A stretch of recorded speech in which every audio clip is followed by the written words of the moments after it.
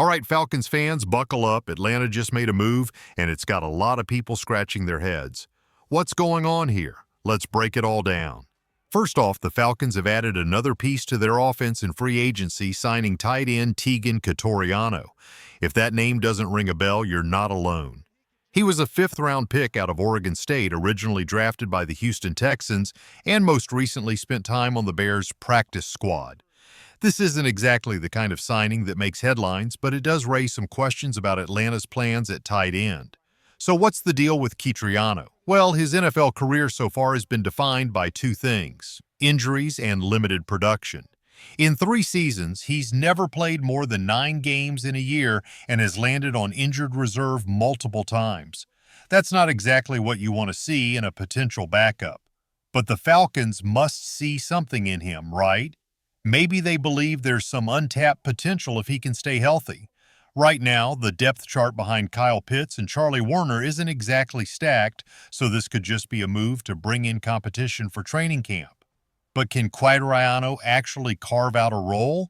Statistically, there's not much to get excited about, just 9 career catches for 146 yards and 3 touchdowns. But here's a fun little nugget. 1 out of every 3 receptions he's made has been a touchdown. Sure, that's a tiny sample size, but hey, maybe he's got a little red zone magic in him. At the end of the day, though, Catoriano is likely just a camp body, someone fighting for a final roster spot. The Falcons still have Felipe Franks, who transitioned from quarterback to tight end, but he hasn't locked down a consistent role either. So it seems like Atlanta is still searching for a reliable backup behind Pitts. Given Catoriano's injury history, it's tough to see him becoming a major contributor, but stranger things have happened in the NFL. But let's be real, this signing isn't the biggest storyline for Falcons fans right now. The real focus is on the NFL draft and what Atlanta will do with the 15th overall pick. ESPN's Field Yates just reported that the Falcons were well represented at Marshall's Pro Day, where edge rusher Mike Green put on a show. Green led the nation in sacks last season with 17, but some scouts wonder if that success was just a result of playing against weaker competition in the Sun Belt Conference. What really turned heads at his Pro Day, though, was his athleticism.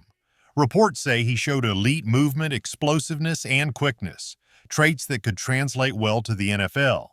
And here's the key detail. Falcons head coach Raheem Morris was there in person. When a head coach makes the trip, that usually means serious interest. So could Green be the pick at number 15? Maybe, but it's not that simple. The Falcons have multiple needs, and the draft board is unpredictable. There's no guarantee Green will even be available when Atlanta is on the clock. Teams like the Chicago Bears, who picked 10th, might also be looking for a pass rusher, which could shake things up. The bottom line? The Falcons are making moves, but the biggest one is still to come. The draft is going to be a wild ride, and Atlanta has some big decisions ahead. Stay tuned. If the Falcons don't land their top choice, Mike Green could be their fallback option. But they're not the only team in the mix. The Raiders are also hunting for a defensive playmaker, and if they go in a different direction early, Green might slide right into Atlanta's range. This is exactly why picking in the middle of the first round is so tricky. You've got to be ready for anything. If Green is Atlanta's plan A, they better have a solid plan B and plan C lined up. Some other names linked to the Falcons include Michigan's Will Johnson and Georgia's Jalen Walker. Johnson is widely considered one of the best cornerbacks in this draft, while Walker's versatility makes him an intriguing fit for a defense still trying to establish its identity. Walker's rise has been one of the most interesting draft stories so far. A few weeks ago, hardly anyone had him on the Falcons' radar. But the more scouts have studied his tape, the more he's shot up draft boards. Now he's viewed as a legit top 10 talent. His ability to line up as an edge rusher, off-ball linebacker, or hybrid defender makes him a perfect fit for what Raheem Morris wants to build in Atlanta. The Falcons need difference makers on defense, and a player like Walker could give them flexibility while adding some much-needed firepower. But here's the thing. Atlanta can't afford to overthink this pick. The goal is simple: get the best defensive player available. Whether that's Green, Walker, or someone else, they can't afford to miss. This team has been stuck in mediocrity for too long, and this draft could be the turning point that finally pushes them forward. Now, let's hear from you, Falcons fans. What do you think about the Tegan Kitriano signing? Is he just a camp body, or does he have a real shot at making the roster? And when it comes to the draft, who do you want? Is Mike Green your guy, or do you have your eyes on a different defensive playmaker? Drop your thoughts in the comments below. And if the Falcons' draft strategy wasn't already interesting enough, there's growing buzz that they might make a bold move up the board. There's speculation that if a top defensive prospect starts to slide, Atlanta could be one of the teams looking to trade up. General Manager Terry Fontenot has shown he's not afraid to be aggressive when he sees a potential game-changer, and with Raheem Morris now running the show, landing a high-impact defender feels almost inevitable. The biggest wild card? How the Falcons view Will Johnson. If the Michigan standout is still there around picks 9 or 10, Atlanta could look to jump ahead of teams like the Chicago Bears to secure him. This move would make perfect sense if they believe Johnson is the missing piece in their secondary, especially given Morris's belief in building a defense from the back end forward. But trading up comes at a cost. Fontenot has always been careful about not overpaying, and the depth of this year's defensive class could allow the Falcons to stay at number 15 and still land a playmaker.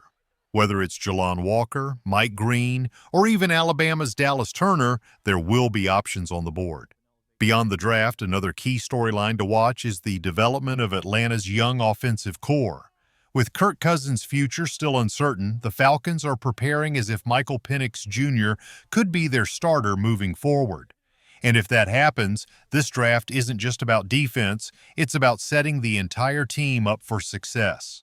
Michael Penix Jr. has been turning heads in Atlanta, earning strong reviews from the coaching staff. His deep ball accuracy? Yeah, it's legit, and it could unlock parts of this offense that we haven't seen in years. But here's the thing. No quarterback succeeds alone. The Falcons need to surround him with enough weapons to maximize his potential. That's why the talk of adding a veteran receiver isn't going away. One name that keeps popping up? Hunter Renfrow. And honestly, the fit makes a lot of sense. Renfrow is a reliable slot receiver who thrives on underneath routes, making him the kind of safety net that could help a young quarterback settle in. With Kyle Pitts still trying to find consistent chemistry in this system, having a dependable target like Renfrow could be a game-changer. So with all these moving pieces, where do you stand, Falcons fans? Should the team trade up to grab a defensive star, or is staying at number 15 the smarter play? And when it comes to giving Penix the weapons he needs, is Renfrow the right move, or should Atlanta look elsewhere? Drop your thoughts in the comments below, and if you enjoyed this deep dive, don't forget to hit that like button and subscribe for more exclusive Falcons content. The offseason is just getting started, and trust me, you won't want to miss what's coming next. Go Falcons!